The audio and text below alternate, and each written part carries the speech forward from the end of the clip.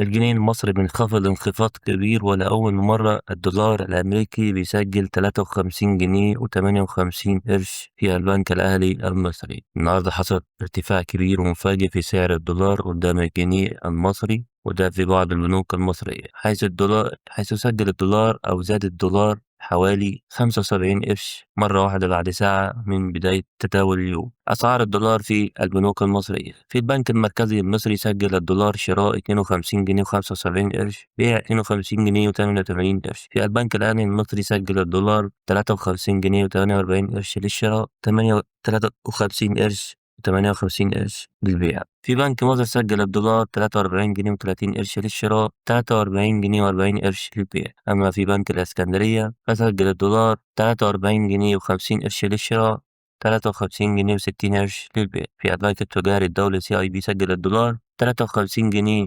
و52 قرش للشراء، 53 جنيه و62 قرش للبيع. في بنك البركة سجل الدولار 52 جنيه و70 قرش للشراء، 52 جنيه و80 قرش للبيع. يعني باختصار في بنوك رفعت السعر بشكل واضح وسريع، وده بيخلي السوق كله في حالة ترقب، والناس مستنية هل الزيادة دي هتستمر ولا مجرد حركة مؤقتة. لو عايز تتابع كل تحديث لحظة بلحظة عن أسعار الدولار، ما تنساش تعمل لايك وتشترك في القناة وتفعل الجرس عشان يوصلك كل جديد. سلام.